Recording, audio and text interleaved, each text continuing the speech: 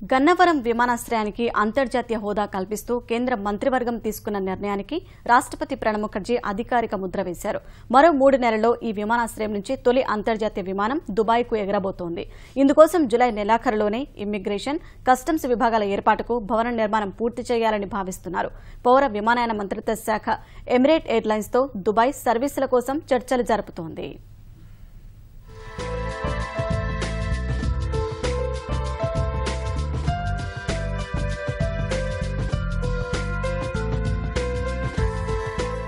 నిన్న మొన్నటి వరకు ఓ సాధారణ దేశీయ స్థాయి విమానాశ్రయంగా ఉన్న గన్నవరానికి అంతర్జాతీయ హోదా దక్కింది. ఇప్పటికే 162 కోట్ల రూపాయలతో నిర్మించిన అంతర్జాతీయ టెర్మినల్ భవనం అందుబాటులోకి వచ్చింది. రన్వే పటిష్టీకరణ, విస్తరణ పనులు శరవేగంగా జరుగుతున్నాయి. రాజధానికి సమీపంలోని విమానాశ్రయం ఇదే కావడంతో విదేశాలకు సైతం ఇక్కడి నుంచి ఎక్కువ విమానయాన సేవలు అందుబాటులోకి తీసుకురావాలని కేంద్ర రాష్ట్ర ప్రభుత్వాలు గట్టి పట్టుదలతో ఉన్నాయి. పౌర విమానయాన శాఖ మంత్రి అశోక్ గజపతిరాజు రాష్ట్రవాసి కావడం, కేంద్ర పట్టణాభివృద్ధి శాఖ మంత్రి వెంకయ్యనాయుడు ప్రత్యేక చొరవ చూపడంతో గన్నవరం విమానాశ్రయం అభివృద్ధి వేగంగా పుంజుకుంది. 1-2 సర్వీసులతో చిన్నదిగా ఉన్న గన్నవరం ప్రభుత్వం చూపుతున్న చొరవతో ఏడాది కాలంలోనే 24 సర్వీసులతో రద్దీ ఎయిర్పోర్టుగా మారింది. విజయవాడ నుంచి ఢిల్లీతో సహా దేశంలోని అన్ని ప్రముఖ నగరాలకు సర్వీసులు నడిపేలా అధికారులు ప్రణాళికలు రూపొందించారు.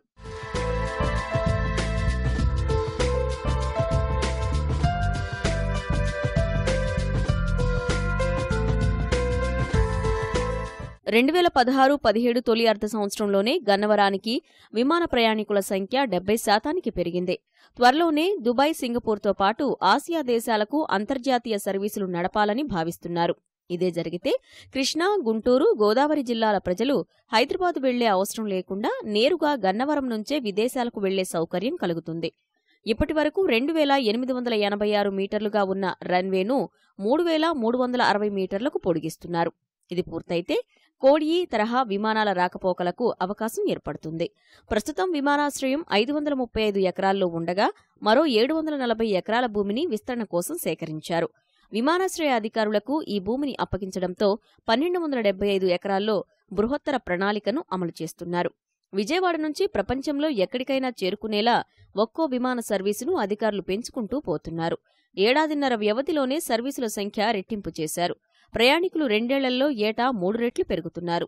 ఏ నగరానికి సర్వీసును ప్రారంభించినా 80-90% ఆక్యుపెన్సీ ఉండడం వల్ల విమానయాన సంస్థలు సైతం ముందుకొస్తున్నాయి. ఏడాది కిందట ఢిల్లీకి తొలుత సర్వీసును ప్రారంభించిన సమయంలో కొంత సందిగ్ధం ఉండేది. ప్రస్తుతం అసలు టికెట్లే దొరకనంత రద్దీ నెలకొంది. ప్రస్తుతం హైదరాబాద్, విశాఖపట్నం, తిరుపతి, కడప, ఢిల్లీ, చెన్నై, బెంగుళూరు నగరాలకు ఇక్కడి నుంచి సర్వీసులు నడుస్తున్నాయి. రైలు, బస్సులతో పోలిస్తే 7వ వంతు సమయంలోనే విమానంలో చేరుకుండడం వల్ల ఏ నగరానికి నూతన సర్వీసు ఏర్పాటు చేసినా డిమాండు భారీగా ఉంటోంది. విమాన ఛార్జీలు సైతం అందుబాటులోకి రావడం, బస్సు, రైలుతో పోలిస్తే తేడా భారీగా లేకపోవడం వల్ల ఆకాశయానానికే చాలా మంది ఆసక్తి చూపుతున్నారు. ఓవైపు విమానాశ్రయ మౌలిక సదుపాయాలను అభివృద్ధి చేస్తూనే మరోవైపు అంతర్జాతీయ విమానాల కోసం పౌర విమానయాన శాఖ తన ప్రయత్నాలను వేగవంతం చేస్తోంది. దుబాయ్కు తొలి విమానం ప్రారంభమైతే అక్కడి నుంచి ఉత్తర అమెరికా, కెనడా, ఆస్ట్రేలియా దేశాలకు సులభంగా గన్నవరం నుంచి సర్వీసులు వెళ్లే వీలు కలుగుతుంది.